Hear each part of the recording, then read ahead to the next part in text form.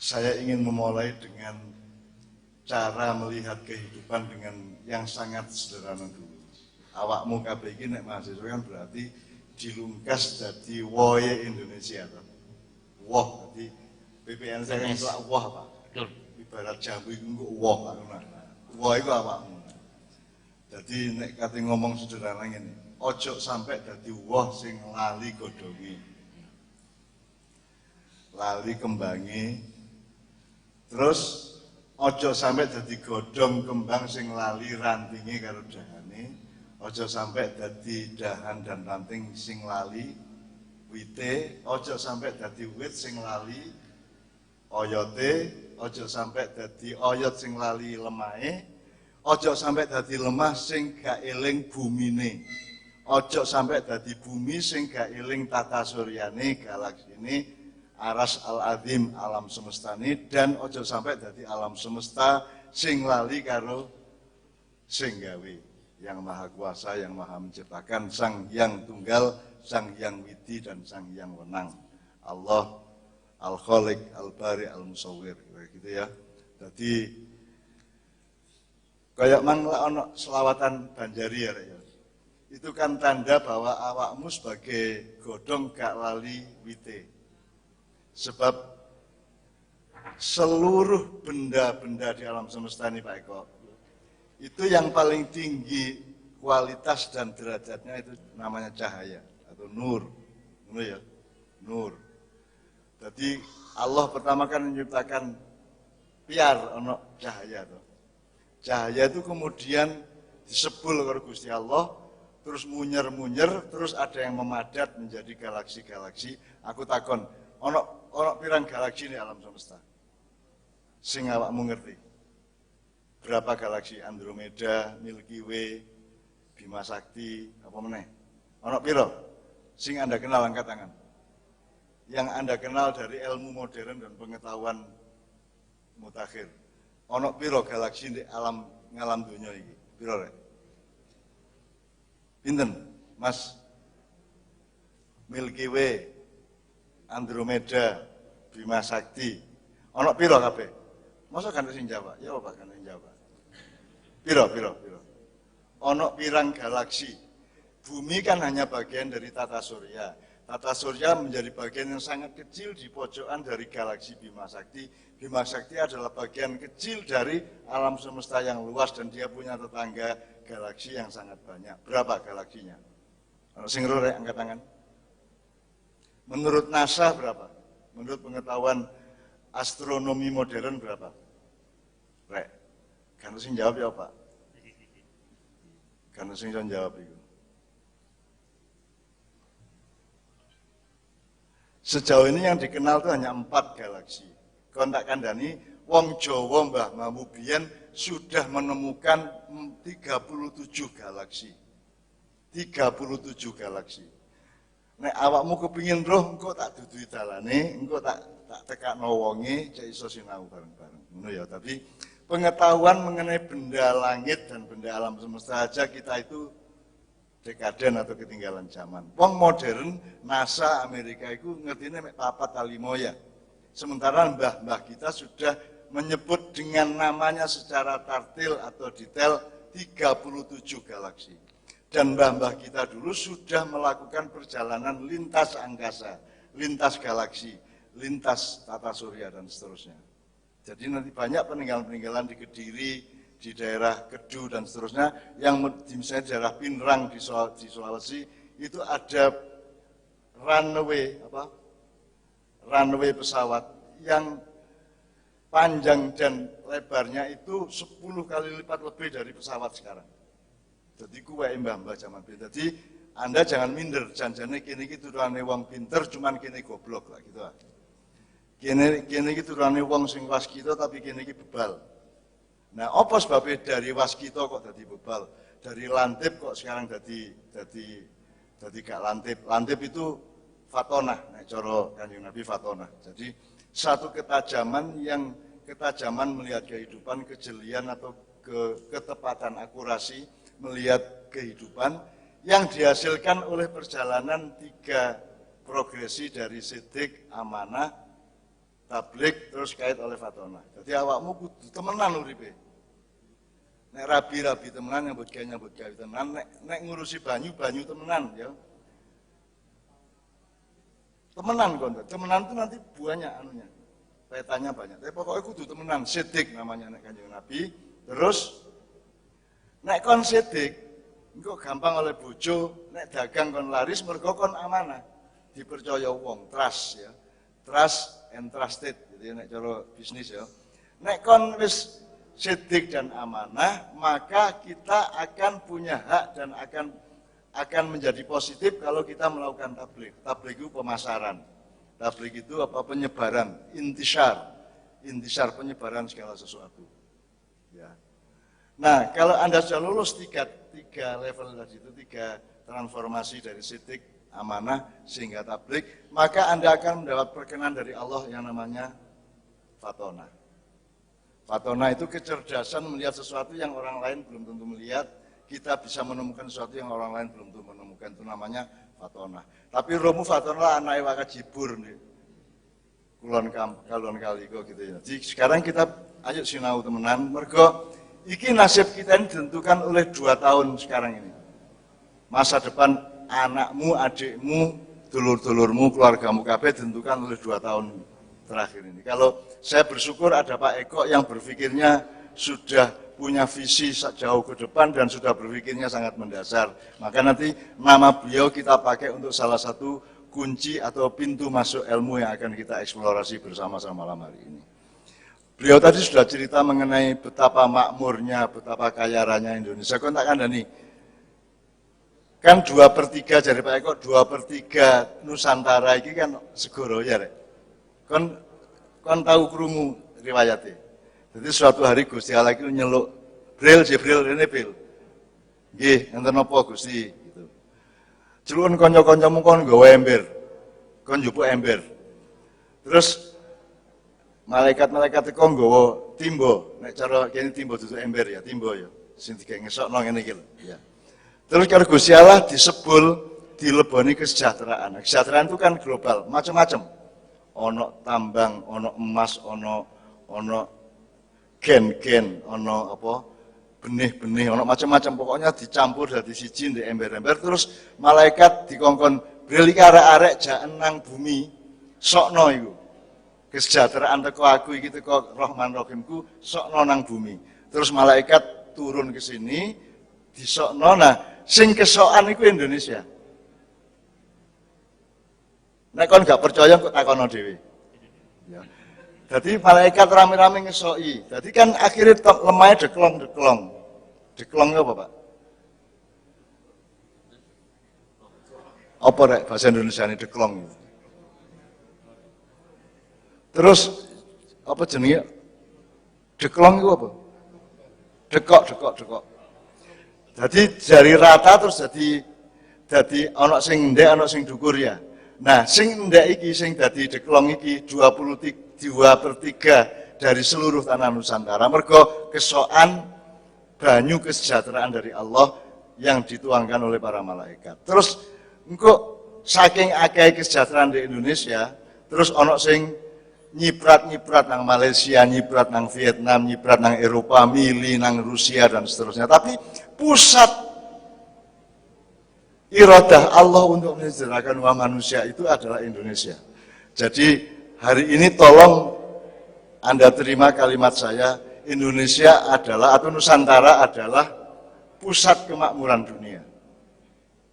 Bahwa ternyata saiki gak saking goblok ilmu ngurus kan gitu kan. Nusantara adalah pusat kemakmuran dunia. Liya-liya niku mek oleh cipratan karo miline banyu kesejahteraan itu. Nah, maka dulu mbah-mbah kita itu kemudian dulu ada negeri Atlantis yang luar biasa makmurnya di Nusantara. Jadi kata Indonesia itu kan yang bikin seorang sosiolog dari Swedia. Jadi Indonesia itu ya rada ngelakno ati. Wis duwe negara dhewe kudune karek kok jeneng-jeneng dhewe lha apa jenenge kok nyilih teko wong Swedia. Wong kon duwe jeneng Nusantara mbok wis biyen gawe Negara Nusantara Negara Kesatuan Republik Nusantara lah enak sih. Lah pokok Indonesia itu kan seorang sosiolog dari Swedia namanya siapa Pak? Aku gak tapi eling tapi ono nek kok kon ndoleki di Google ono. Kata Indonesia itu berasal dari seorang dosen atau seorang sosiolog ahli ilmu sosial dari Swedia. Lah yo mongkon iku negara-negaramu dhewe lemah lamamu dhewe kok jenengi gak nganggo jenengmu dhewe. Kok kon nyirit ke Eropa lah ngono. Itu aja kita sudah gelo gitu loh. Saya tidak mengatakan bahwa saya akan sama Pak Eko akan mengubah Indonesia menjadi Nusantara yoga. Terus bapak-bapak mek jeneng ya. Pak Gento, Pak Gadul, Pak Babaya. Sing penting arek apik tagak lah ngono, bener tagak lah ngono. Wis kadung jenenge Indonesia wis bapak wis. Terus setelah Atlantis, setelah Nabi Nuh, kemudian Nabi Ibrahim menyebar anak cucunya sampai ke Israel, sampai ke Arab, sampai ke Afrika, sampai kemana-mana.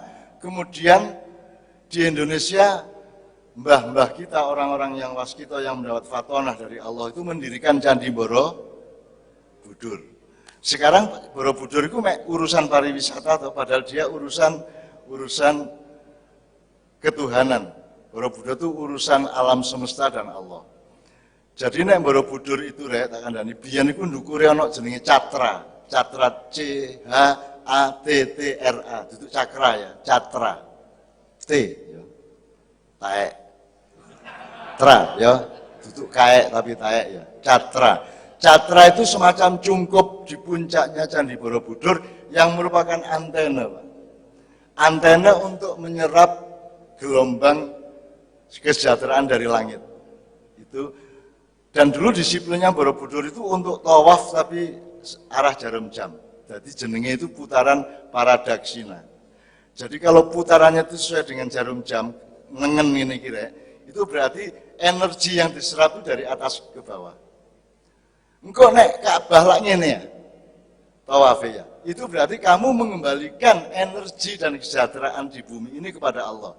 Jadi nek kon lunga kaji itu kesadarannya adalah ilaihi rajiun. Semua akan kembali kepada Allah. Ojo lunga kaji mergo cek gak ditangkep KPK, ojo lunga kaji mergo kepingin munggah jabatan, ojo lunga kaji karena ingin lebih kaya dan seterusnya.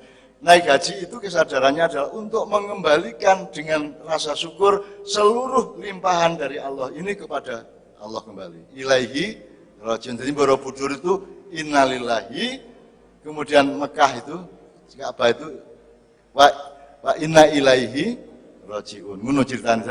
Mbah-mbah kita sudah tahu sejak abad 5-6 dulu, Pak. Gitu loh. Sudah tahu. Kemudian saiki awakmu dadal ndelok Google Map ya. Ukuran bujur lintangnya, koordinat titik tengahnya itu nek Borobudur itu misalnya ndek Borobudur tak anggap teko kon ya. Borobudur ndek kene. Nek Taj Mahal di India ku rene rek. Sret munggah rene. Rada dukur sekitar 40 derajat lebih. Terus dari apa? Taj Mahal nang Ka'bah iku gak mudhun nemen. Ya mek ngene iki tak. Mek titik tak mudhune. Dadi paling 5 sampai 6 derajat gitu. Saya memaknainya gini, untuk mencapai kesejahteraan dunia itu harus pakai perjuangan teknologi, ilmu pengetahuan, seterusnya luar biasa sehingga harus curam ke atas. Tapi kok untuk kembali kepada Allah, untuk ilaihi rajiun, untuk radiyatan mardiyah di hadapan Allah itu kamu tidak harus hancur dulu. Jadi tidak harus curam ke bawah. Awakmu sugih mari ngono mlebu swarga ya iso. Awakmu dadi pejabat tinggi mari mlebu swarga ya iso. Jadi tidak harus hancur dulu. Nah, Indonesia ini punya kecenderungan untuk hancur dhisik kait insaf lah ngono. Enggak nah iso gak usah husnul khotimah po. Sejak awal sudah husnul gitu loh. Ngerti husnul khotimah. Mulanya saiki di Indonesia ana wong mati kan dungane mudah-mudahan husnul khotimah berarti nuduh wong iku biyen tau elek nemen. Muga-muga saiki husnul, mudah-mudahan Mas yo biyen elek saiki endinge apik ngono ta karepe. Jadi itu kan jane nglarani atine wong sing mati karo keluargane to. Ojo didongakno mudah-mudahan husnul khotimah. Lho ket cilik dhek wis apik kok. Ket biyen wis apik dadi dia tidak husnul khotimah, dia husnul hayat. Dia husnul hayat, mudah-mudahan seluruh hidupnya itu oleh Allah dipandang sebagai baik kan gitu. Jadi husnul hayat. Ojo husnul khotimah berarti ngarani wong itu biyen dadi maling senengane nang doli sak piturute kan gitu. Jadi doa husnul khotimah itu ketoknya api, padahal janjian itu yang ngenyek, Pak. Kan gitu. Tapi orang Indonesia gak sadar ngono-ngono iku wis bapak lah, wis anjane arek anjane apa mblakerak tok ae sini kan gitu. Oke.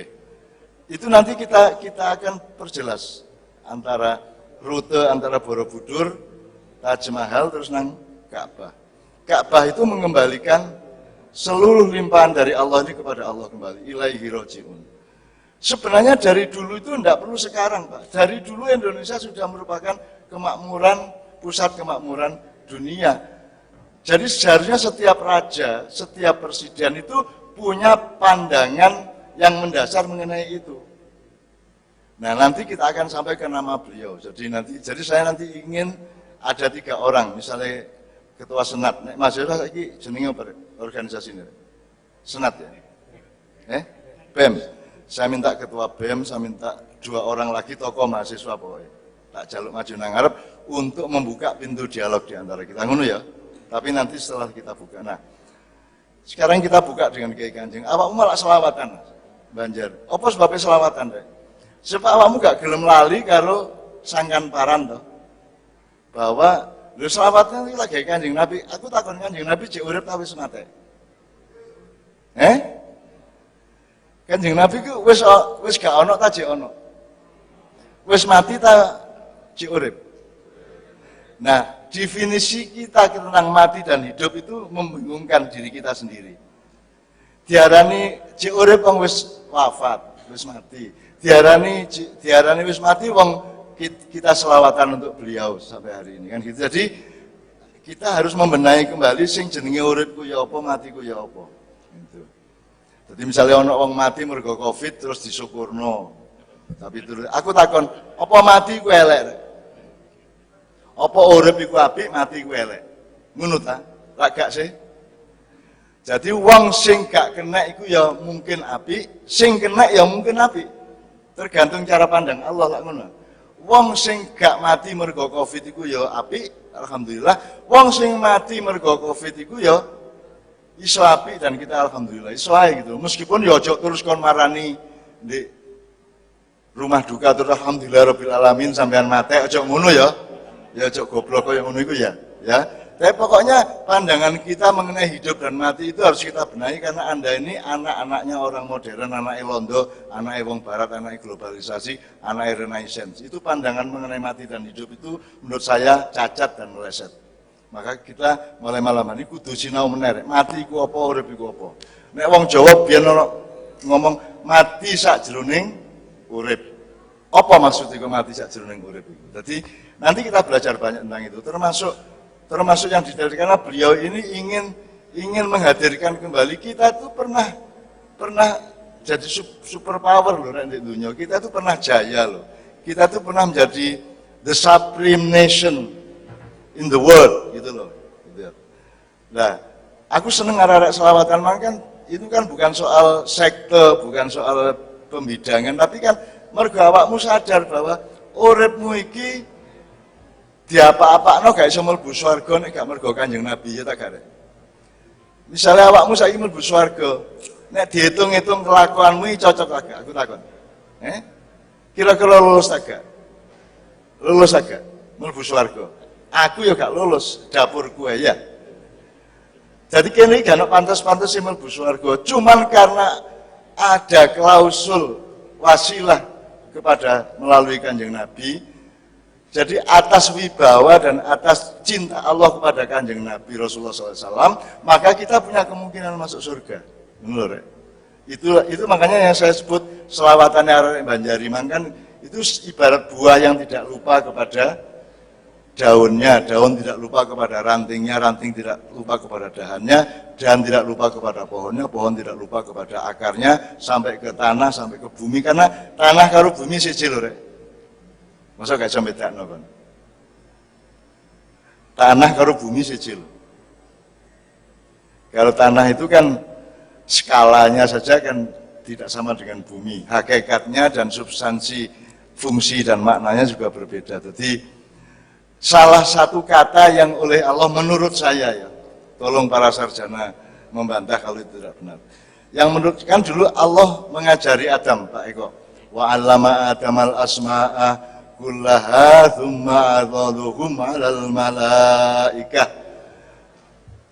Maka Allah mengajarkan kepada Adam setiap kosakata dari setiap benda, nama-nama benda-benda semuanya, kemudian Adam menuturkannya atau mendemonstrasikannya kepada para malaikat. Nah, apa itu kata-kata sing Allah mengajarkan iku piye?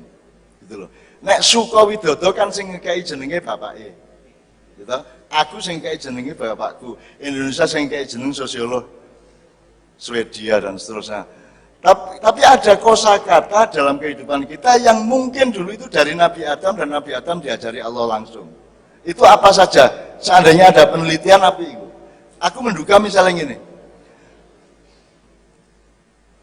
Pak Dar, bahasa Inggrisnya bumi apa Pak? Earth. Bahasa Jerman Londo podo, world ya, earth ya. Bahasa Arabnya apa Mas? Bahasa Arabnya bumi. Ardun, podo tegak, earth karo art podo tegak. Ya. Satu substansi, earth, art, podo. Nek Jawa, bumi ku apa? Ardi, A-R-D-I. Ardi itu di dalam bahasa Jawa tradisional itu namanya bumi, Pak. Gitu. Jadi saya itu penasaran selalu mencari apa ya kosakata dari Allah yang kepada Adam diajarkan kemudian menjadi bahasa di dunia. Salah satunya menurut saya art itu mesti Gusti Allah Dewi sing gawe jeneng tentang bumi itu, gitu, dan seterusnya. Dan ini kita bisa eksplor. Nah sekarang gini, saya bersyukur karena tadi dimulai dengan selawatan Banjari tadi, dan Banjari itu termasuk yang saya kagumi ya, Haji Z almarhum, guru saya ini dulu saya temani di rumah sakit, salah satu rumah sakit Surabaya waktu beliau akan meninggal dulu dan seterusnya. Itu bagi saya bukan soal selawatannya enak apa enggak, nomor satu adalah bahwa sebagai buah Anda tidak lupa kepada daunnya. Anda menisbahkan dirimu pada alur sejarah dengan daun sampai ke akar, sampai ke tanah, sampai ke bumi, sampai ke pencipta alam semesta, kan begitu. Jadi itu yang namanya nanti kita sebut ekosofi, nanti kita ngomong. Nah sekarang kita mulai dulu, sebelum saya minta 3 orang dari mahasiswa BNS, sekarang kita mulai dulu.